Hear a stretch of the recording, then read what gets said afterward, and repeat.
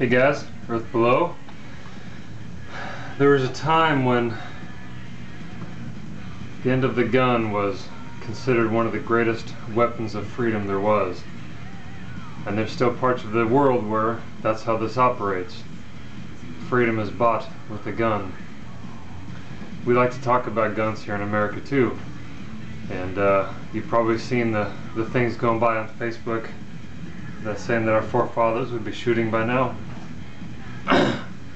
Excuse me, I'm here to tell you that this is not the weapon of our freedom right now. Our society here in this country, this is not going to do it. As much as I love guns, as much as I think they're an important part of our heritage and our history and our future, this is not what's going to get our freedom today. And if our country ever gets to the point where you and I are fighting for our freedoms with that, we're in a lot of trouble. What I want to talk about with the new revolution, something that is not going to sound very revolutionary, but indeed it is. I want to talk about our debt, our quality of life, because our quality of life is nothing but a facade. It is nothing but credit stacked upon credit, stacked upon credit, stacked upon people who owe other people everything. It's nothing but a house of cards, a foundation of toothpicks, and it's beginning to crumble. And a lot of people are out of work.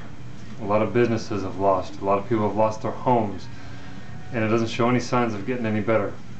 And we can blame Wall Street. We can blame politicians. The only people that really need to blame are those who signed away themselves for loans that they couldn't afford. Whether it's homes, cars, toys, really doesn't matter. We're building our life upon things that are not really ours, we don't really own. Chasing after status, chasing after the Joneses, you could say. Credit is what crashed the system. It cannot sustain itself when people are buying loans that they simply can't afford.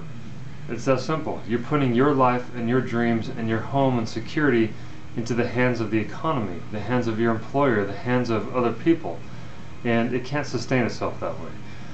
I want you to own your life, get your life back and get free, because that in today's world is revolutionary.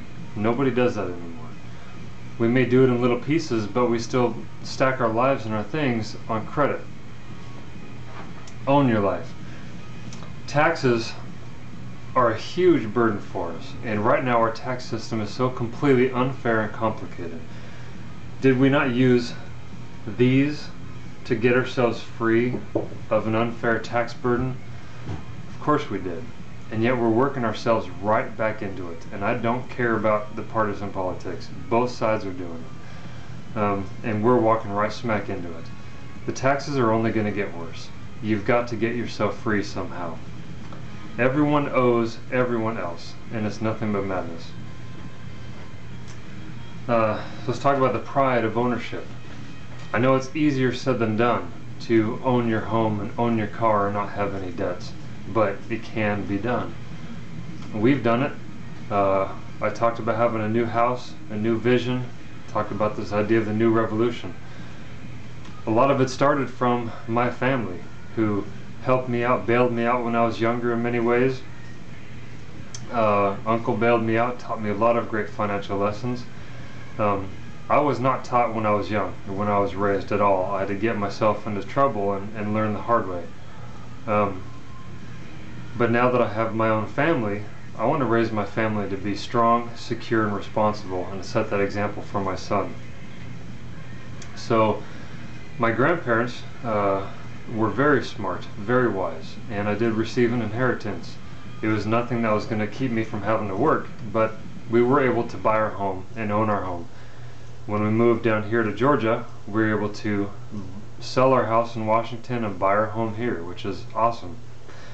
However, it was a home that was far bigger than we needed, nicer, in a nice subdivision neighborhood, a desirable neighborhood.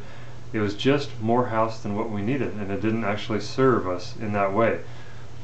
And we did get some bills we have one child, and we had a very small car, and we got pregnant, and so we broke down and we went and bought a bigger car and had to sign a car loan for it. It wasn't huge, but it was definitely a car loan.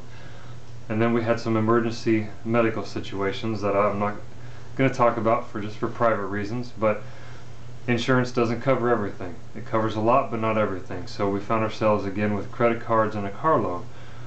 And the more we talked about it, the more we realized that our future is uncertain. And we really had to get ourselves out of debt. We had to be free, and once there, we had to do everything we could to have emergency funding, preparedness supplies, whatever we could do to keep ourselves from getting back into that again. So we put our house up for the market, and we, thank God, we were able to sell our home. We bought an older home, a smaller home that coincidentally we were able to find one with just over an acre of yard that we could fence in and build a garden and have lots of trees. So it worked out much better for us. But it's an older home, smaller home, worth less, but we're able to pay off the car and the credit cards too. So now here we are, 100% debt free.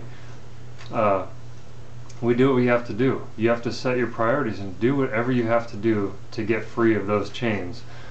You know, I keep hearing all about all the statistics for all the movies coming out and how many millions upon millions of dollars are being spent on movies right now. And part of it, I'm convinced, is that life and economy and society has gotten grim enough that we continually are seeking our escape, seeking our entertainment. And I'm sorry, but I'm here to tell you it's time to get done with that. It's time to get back to work. I've been watching some very inspiring things, videos on YouTube that kind of get me really thinking about my life and getting me pumped up. And it's amazing. Humans are just absolutely amazing, and they're capable of so much. And yet we are living lives of mediocrity and compromise.